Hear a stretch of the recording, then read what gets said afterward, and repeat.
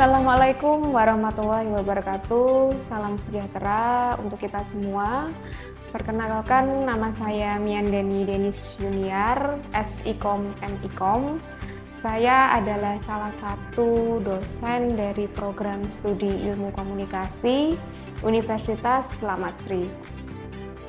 Pada kesempatan ini, di semester ganjil, saya mengampu mata kuliah pengantar komunikasi pemasaran, yang mana mata kuliah ini mempunyai bobot 3 SKS dan mata kuliah ini wajib oleh mahasiswa program studi ilmu komunikasi. Penjelasan terkait mata kuliah ini adalah salah satu bagian dari tugas dosen ilmu komunikasi dan sebagai bukti pernyataan deskripsi diri unjuk kerja di perguruan tinggi atau bisa disingkat dengan PDD UKT di bidang pengajaran. Pada kesempatan kali ini, izinkan saya menyampaikan kontrak perkuliahan pada mata kuliah pengantar komunikasi pemasaran di program studi ilmu komunikasi. Mata kuliah ini adalah mata kuliah wajib yang harus diambil oleh mahasiswa program studi ilmu komunikasi. Nama mata kuliah ini adalah pengantar komunikasi pemasaran dengan kode mata kuliah 3116331429. Kemudian jumlah SKS sebesar 3 SKS dengan status mata kuliah wajib, dan jumlah pertemuan nantinya akan ditempuh selama 16 kali pertemuan, yaitu 14 kali perkuliahan, 1 kali UTS, dan 1 kali UAS. Mata kuliah ini adalah mata kuliah prasyaratnya tidak ada. Untuk deskripsi mata kuliah, dari mata kuliah ini fokusnya terhadap pada konsep dasar atau prinsip dan praktek komunikasi pemasaran. Mata kuliah ini dimulai dari pengenalan dasar komunikasi dan pemasaran. Mulai dari promosi, komunikasi, pemasaran, dan integrated marketing communication. Mata kuliah ini juga membahas beberapa teori dasar komunikasi pemasaran. Kajian utama dalam mata kuliah ini adalah IMC, Planning, Marcom Plan, yang mencakup analisis situasi yang merujuk pada SWOT analisis, segmenting, targeting, positioning, serta penyusunan promotion mix.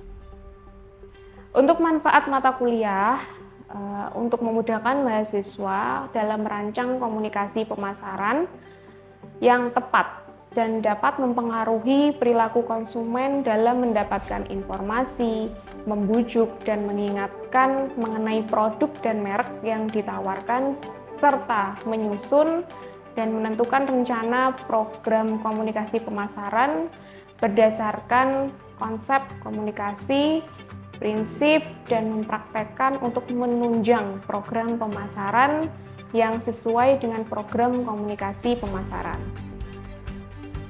Tujuan pembelajarannya sendiri dibagi menjadi 3 aspek, atau kita di sini hanya ada 2 aspek untuk mata kuliah pengantar komunikasi pemasaran, yaitu kognitif. Aspek kognitif itu capaian pembelajarannya adalah mata kuliah ini dirancang agar mahasiswa dapat memahami konsep dasar mengenai komunikasi pemasaran dan IMC. Kemudian dari aspek psikomotorik, yaitu mahasiswa mampu menjadi perancang dan pengambil keputusan dalam kegiatan IMC, mencakup analisis dan pengambilan keputusan IMC, mampu memformulasikan berbagai alat promosi yang diperlukan seperti periklanan, sales promotions, e-communications, personal selling, direct marketing, dan berbagai perkembangan alat-alat komunikasi pemasaran kontemporer.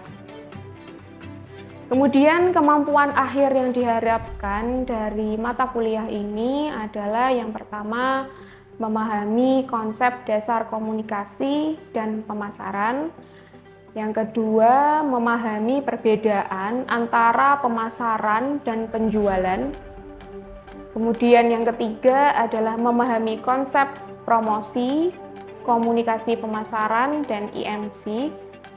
Yang keempat, memahami, merancang, dan menganalisis konsep segmenting, targeting, dan positioning, serta analisis situasi berdasar SWOT analysis.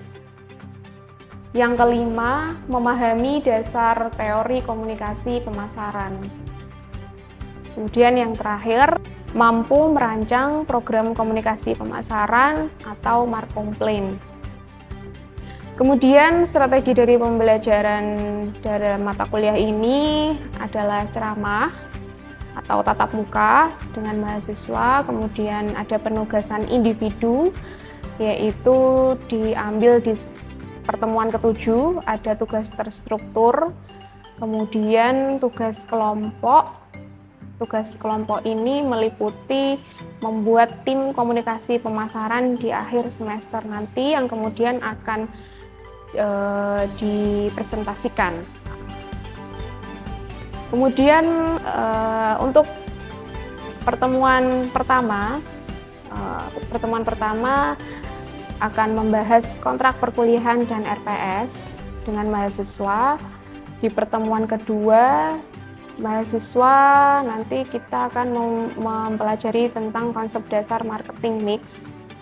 Kemudian yang ketiga, memahami konsep dasar dan perkembangan kajian promosi, marketing, communication, dan IMC.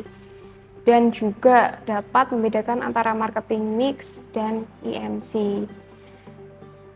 Pertemuan keempat, mahasiswa dapat memahami dan memformulasikan konsep STP, segmenting, targeting, positioning. Kemudian yang kelima, mahasiswa dapat merancang dan mengimplementasikan perencanaan komunikasi pemasaran untuk produk. Yang keenam, mahasiswa dapat memahami konsep dasar dan merancang pesan iklan dan sales promotions. Pertemuan ke-7, mahasiswa dapat memahami konsep dasar dan merancang pesan dalam kegiatan manajemen public relation, POP, dan packaging. Kemudian ditambahkan dengan tugas terstruktur. Kemudian di pertemuan ke-8, UTS, pertemuan ke-9, mahasiswa dapat memahami konsep dasar event, sponsorship, trade show, dan CS. Pertemuan ke-10, mahasiswa dapat memahami konsep dasar dan aplikasi dasar direct selling dan personal selling. Ke-11, di pertemuan 11, mahasiswa dapat memahami konsep dasar e-communication dan membuat strategi pesan e-communication. Pertemuan ke-12, mahasiswa dapat memahami konsep dasar WOM dan internal marketing. Pertemuan ke-13, mahasiswa dapat memahami beberapa teori atau konsep dan model dasar dalam komunikasi pemasaran. Pertemuan ke-14, mahasiswa dapat memahami beberapa teori atau konsep dan model dasar dalam komunikasi pemasaran. Pertemuan ke-15 adalah menuju ke tugas akhir, kelengkapan semua material promotion mix untuk event yang akan dilaksanakan oleh semester 3 nanti. Kemudian pertemuan ke-16 adalah UAS. UAS-nya adalah meliputi tadi membuat event komunikasi pemasaran. Kemudian untuk tata tertib perkuliahan untuk dosen, jika dosen mengalami keterlambatan melebihi batas waktu kurang lebih 15 menit, dosen akan memberitahu komting atau jika tidak ada kabar atau pemberitahuan baik dari dosen, mahasiswa dapat meninggalkan kelas. Kemudian untuk bagi mahasiswa, setiap mahasiswa harus sudah membaca bahan bacaan atau materi perkuliahan yang sudah ditentukan sebelumnya. Kemudian setiap perkuliahan mahasiswa harus aktif berpartisipasi dalam mengerjakan dan mendiskusikan tugas yang diberikan pada setiap sub pokok bahasan, pembahasan kasus atau presentasi. Kemudian yang ketiga, mahasiswa diwajibkan mengenakan pakaian berkerah atau tidak oblong dan pantas serta menggunakan sepatu atau kenip atau tidak sandal pada waktu mengikuti perkuliahan di kelas, menghadap dosen untuk bimbingan maupun konsultasi akademik. Lalu mahasiswa wajib hadir minimal 70% dari tatap muka. Kemudian tidak ada ujian susulan UTS dan UAS kecuali dengan alasan jelas. Hasil evaluasi mahasiswa akan dikembalikan pada mahasiswa 2 minggu setelah ujian berakhir. Kemudian yang terakhir, protes nilai dilayani paling lama 1 minggu setelah nilai diumumkan atau keluar. Oke, sekian penjelasan dari saya terkait kontrak perkuliahan serta rancangan pembelajaran mata kuliah atau RPS. Sekian dan terima kasih.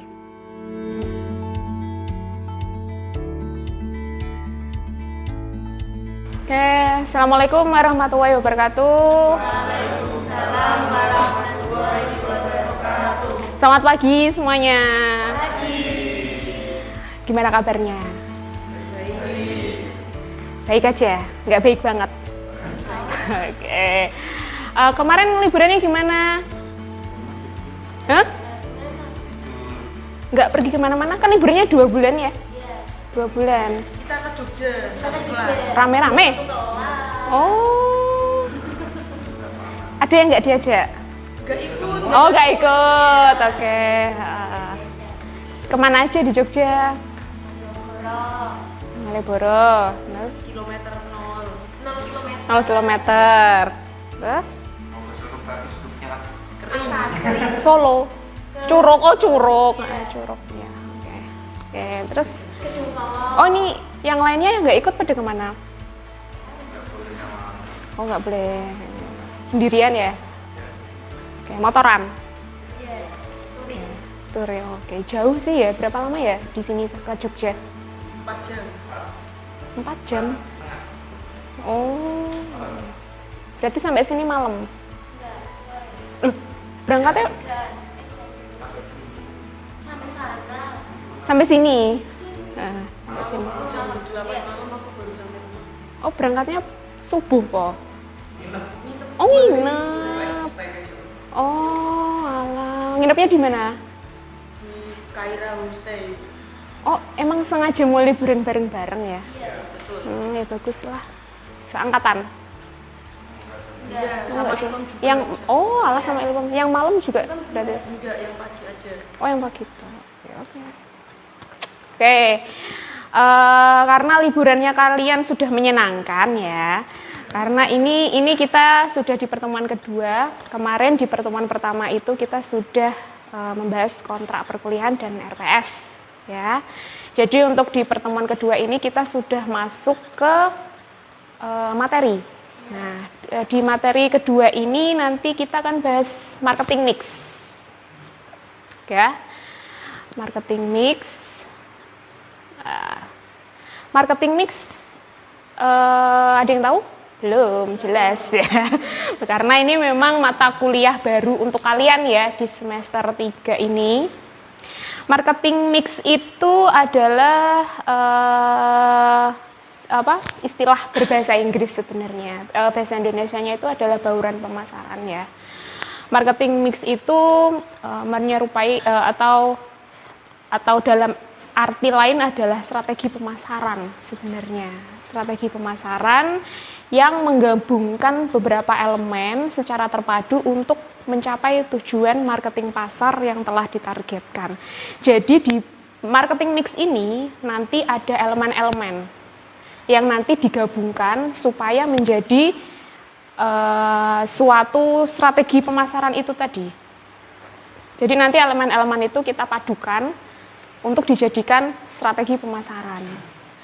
Apa saja strategi elemennya? Apa saja elemennya? Nah, untuk yang menurut Kotler dan Keller ini, dia ini memang udah dari lama berkecimpung atau pakarnya pemasaran.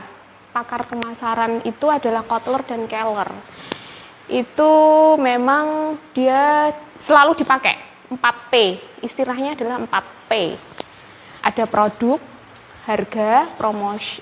Ini kalau 4P itu bahasa Inggrisnya ya. Kalau produk itu produk. Kalau yang harga itu price, promosi itu promotion, tempat itu place. Gitu. Jadi untuk produk di sini juga sudah didetailkan lagi ya. Ada ragam produk, ada kualitas, desain, fitur, nama merek, kemasan, ukuran, layanan, jaminan, dan pengembalian. Jadi seputar produk itu sendiri. Kayak gitu. Kemudian kualitas dari produk itu sendiri. Enak apa enggak? Kalian ada terbenak enggak? Ini makanan ini enak. Apa? Produk apa? Ini produknya. Hah? Mixu. Ya itu memang enak dan murah ya. Itu juga masuk punya variasi banyak ya untuk Mixu.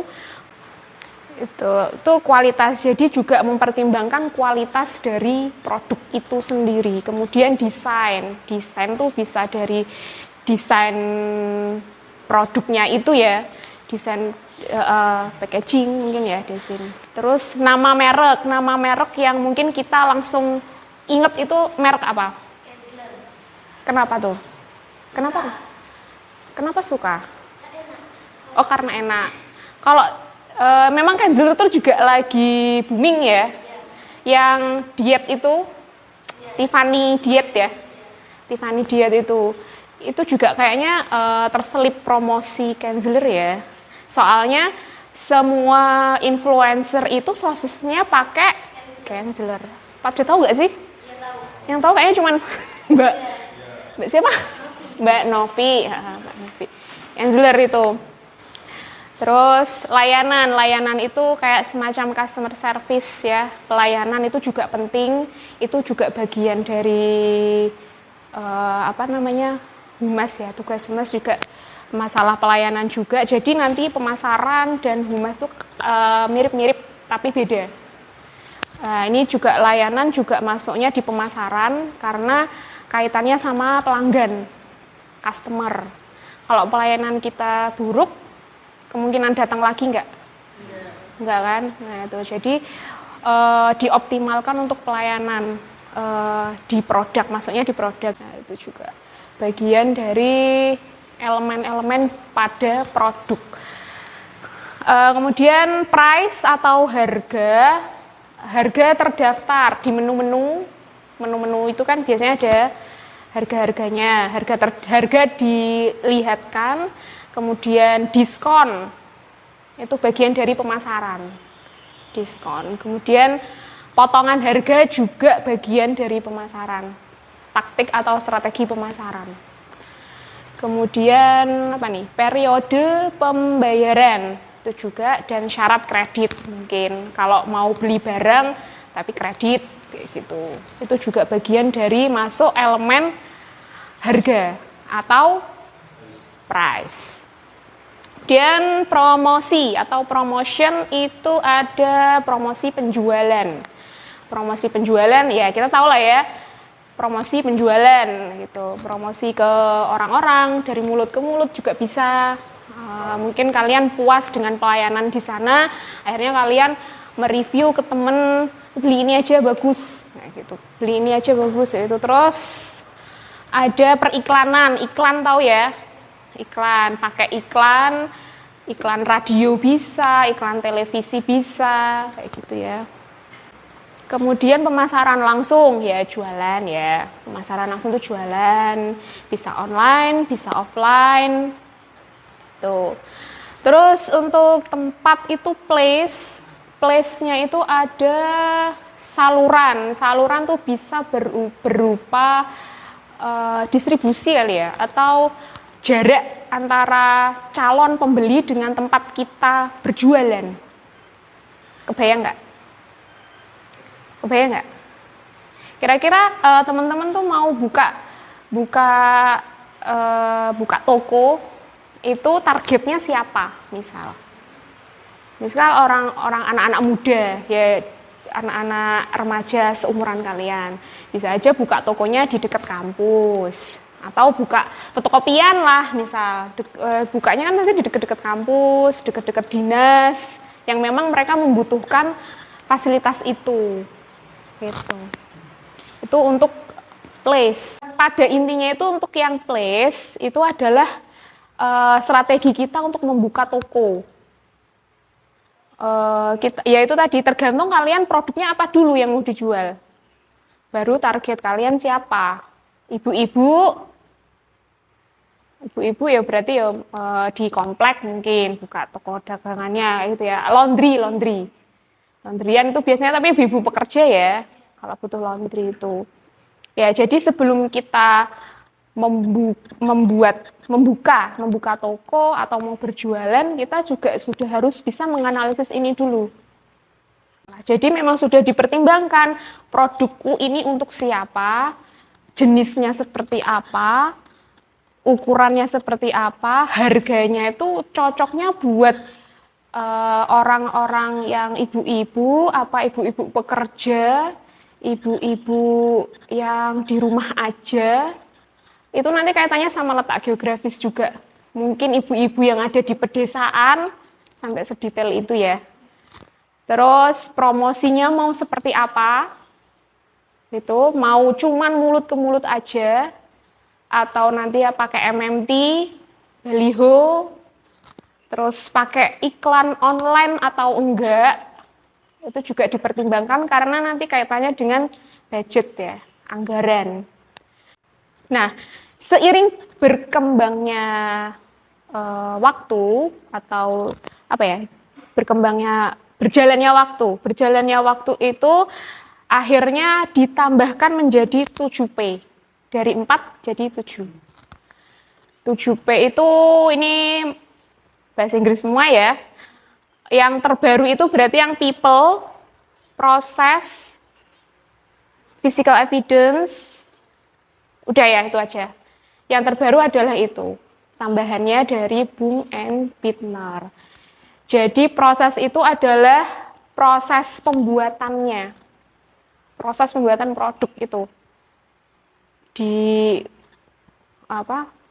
dapurnya lah ya, katakanlah ya, di dapurnya.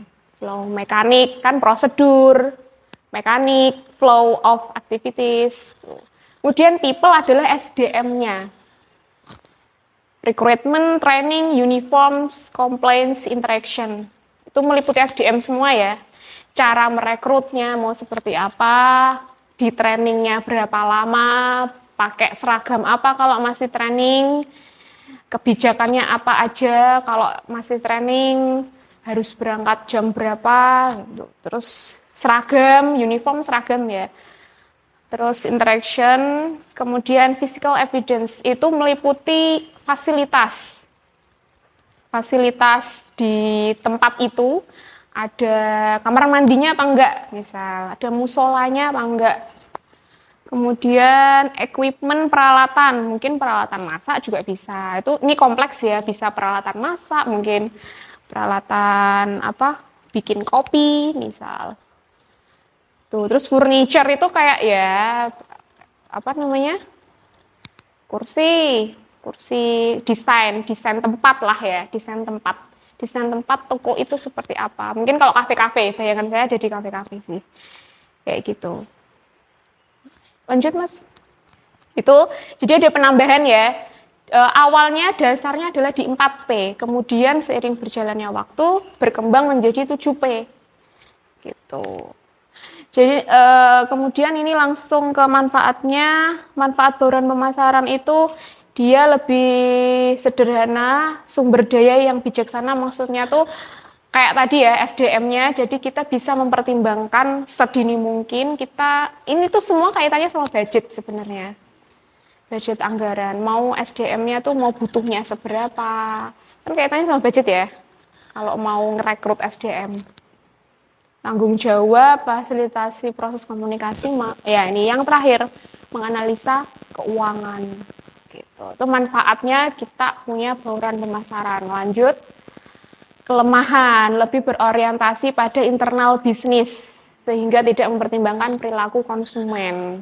Ya, jadi dia memang fokusnya cuma di dalamnya aja, memperbaiki internalnya perusahaan itu, tapi dia tidak melihat perilaku konsumennya, targetnya dia, maksudnya customernya ya.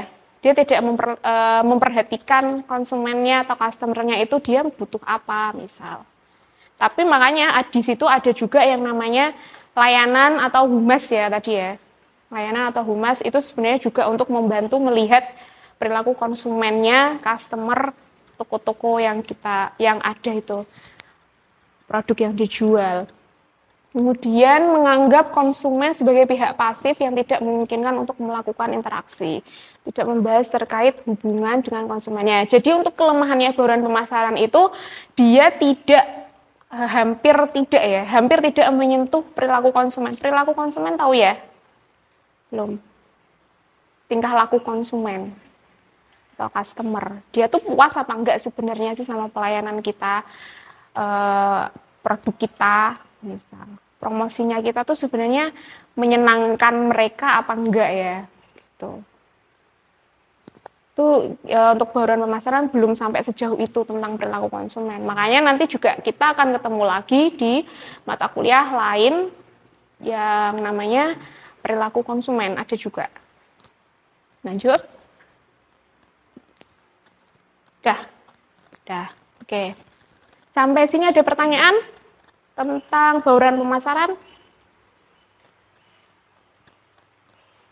Contoh produk yang memakai bauran pemasaran mungkin ada yang blend sesuatu apa yang pakai marketing seperti ini. Sebenarnya semuanya itu pakai bauran pemasaran. Semua produk itu pakai bauran pemasaran. Coba toh nanti sebenarnya bisa dianalisis. Ada studi kasusnya. Kalau kemarin tentang produk-produk tentang pemasaran, kalau yang Mas Firin kemarin itu Mixu produknya, kalau yang Mbak Mila itu James Honey, terus siapa lagi ya? Yang produk-produk itu, yaitu contoh-contoh produk. Tapi itu sebenarnya ada bauran pemasaran semua. Semua produk itu pasti ada bauran pemasarannya. Gitu. Dan dasarnya ada di 4P tadi, place, price, promotion, sama produk. Dan terakhir itu pasti semua punya bauran pemasaran. Pasti ada. Karena itu bagian paling sederhananya dari strategi pemasaran. Gitu. Oke, ada lagi? Ya sudah bosan semuanya. Ada ya? Oke. Kalau nggak ada, saya akhiri untuk pertemuan kali ini. Terima kasih atas perhatiannya semua teman-teman. Sudah tepat waktu datang ke sini. Terima kasih, selamat siang semuanya.